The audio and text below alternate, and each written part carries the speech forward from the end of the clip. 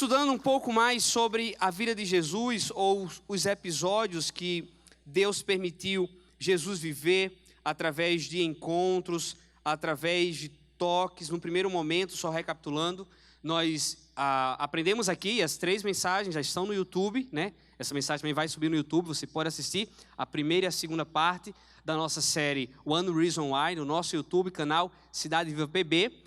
Primeira mensagem, nós vimos que Jesus nunca rejeita um grito de socorro. E quando você era menor, eu tenho certeza que seus pais eram capazes de ouvir o seu grito de socorro, o seu choro, a quilômetros e reconhecer: meu filho está chorando, minha filha está chorando. E prontamente chegar ali para poder socorrer e ajudar. Nós vimos isso com o cego Bartimeu. O cego Bartimeu, ele gritou por socorro e prontamente, quando existe socorro, não há mais anonimato. Foi a grande lição da primeira mensagem da série One Reason Why. Na segunda semana, nós nos deparamos com a mulher anêmica, com a mulher que vivia há 12 anos com muito refluxo, com muito fluxo de sangue. Ela tinha um fluxo de sangue, vivia com muita hemorragia, e aquela mulher sem força, aquela mulher sem coragem, aquela mulher tendo acabado com todo o seu dinheiro, com consultas médicas e medicamento, conseguiu encontrar a cura, porque ela tentou mais uma vez. E aquela tentativa aconteceu na cidade de Cafarnaum, quando ela toca em Jesus.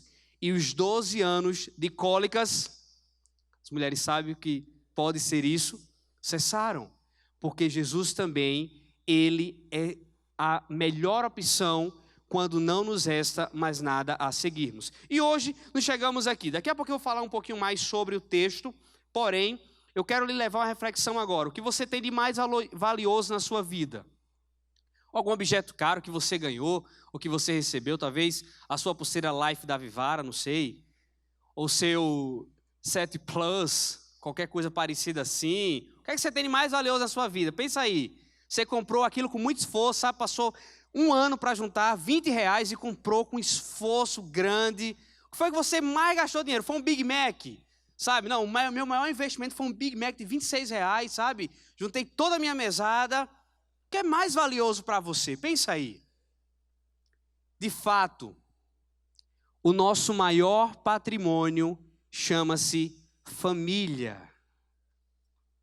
Não é a nossa casa, não é o nosso apartamento, não é o nosso quarto, mas a nossa família. E é tão interessante entender ou estudar sobre família, que a raiz está no próprio Deus. Deus é trindade, sim ou não? Por isso que ele é uma família. Deus Pai, Deus Filho e Deus Espírito Santo. Então, antes de Deus iniciar esse projeto maravilhoso, de maior sucesso, por isso que nada é capaz de destruir esse projeto, sabe, milenar, eterno de Deus, mais do que milenar, eterno. Desde a eternidade, Deus é família. Desde que surgiu todas as coisas, Deus era família. Como é que Jesus veio ao mundo, gente? Através de uma família.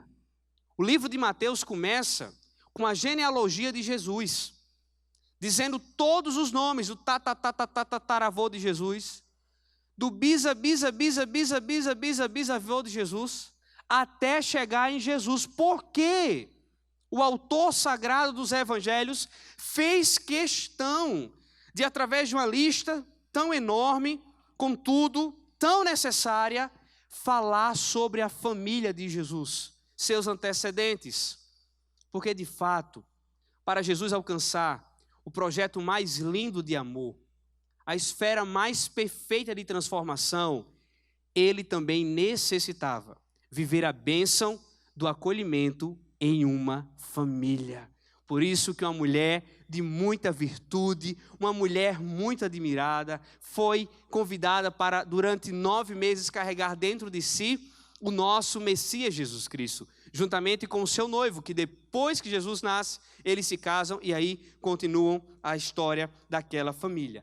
Se família revela a própria natureza de Deus, por isso que Deus dá tanto valor à família, se família é sentido de coletividade, então todas as vezes, preste atenção, que eu me isolo dentro da minha casa, eu estou destruindo a minha família.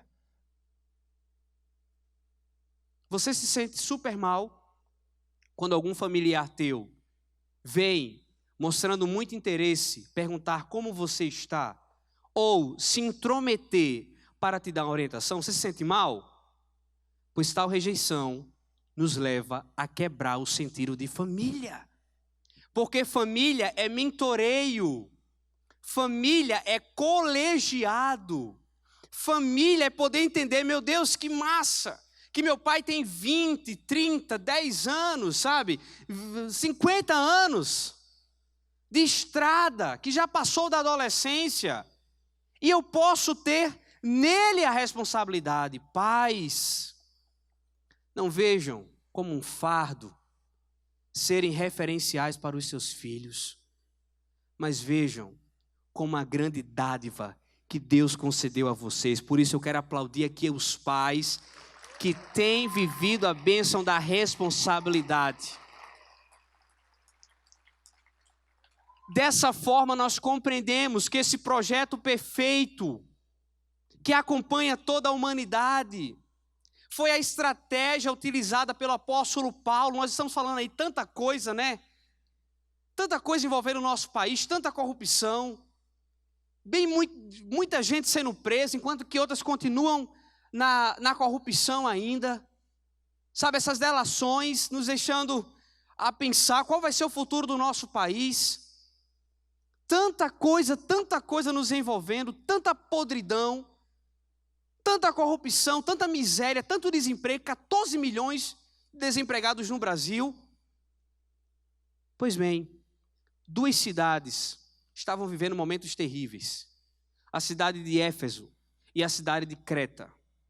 E é interessante que o apóstolo Paulo usou a mesma estratégia para trazer vida àquelas cidades.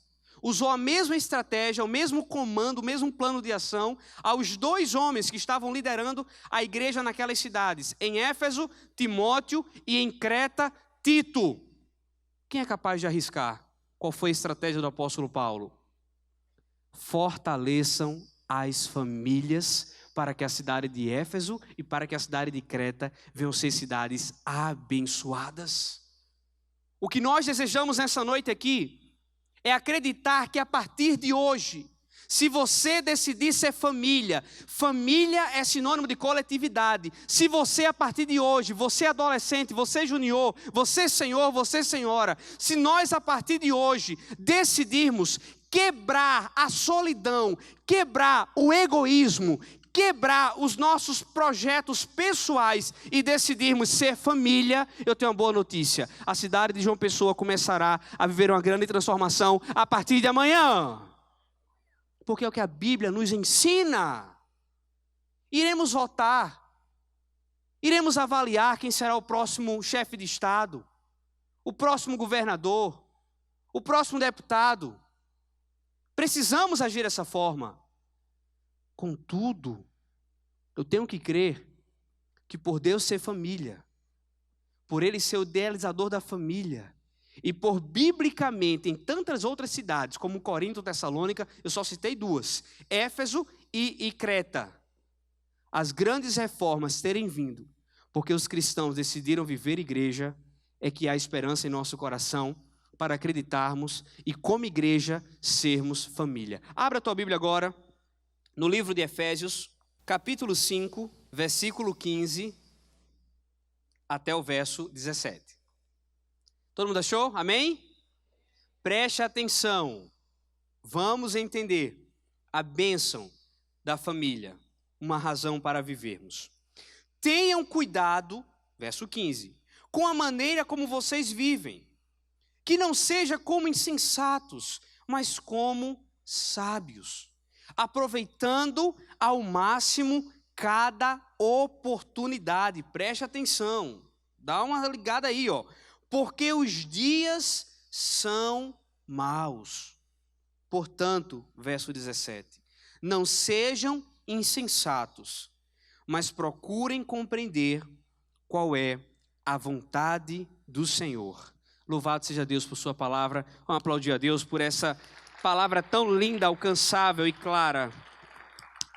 Feche seus olhos agora e diga: Senhor, eu quero ouvir a tua voz e eu quero dar sentido à minha família.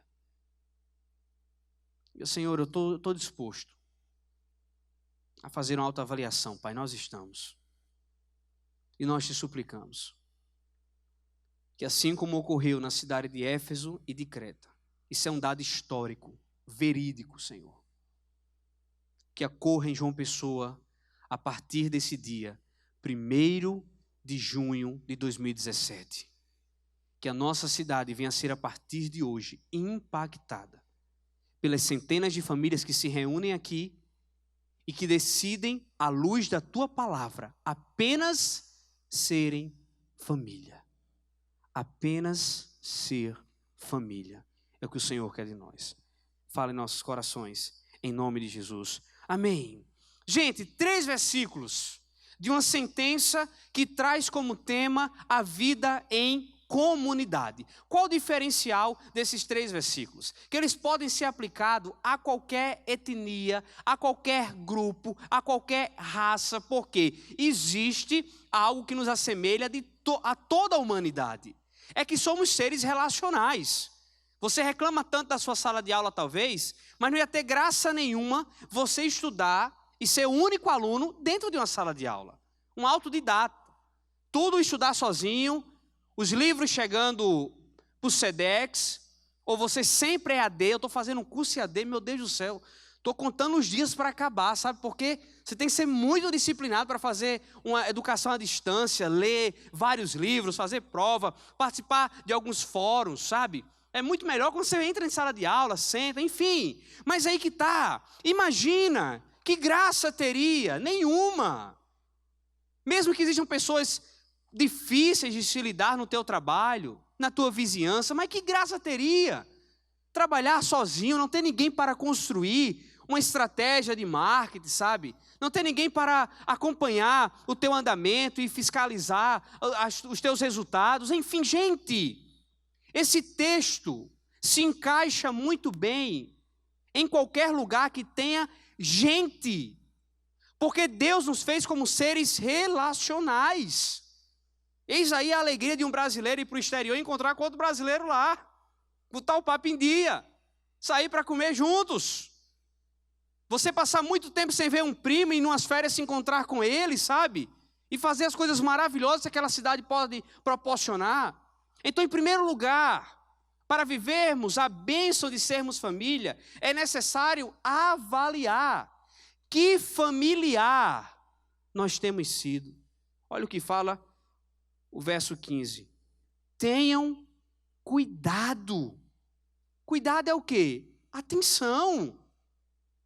Esteja atento com a maneira como vocês vivem, que não sejam como insensatos, mas como sábios.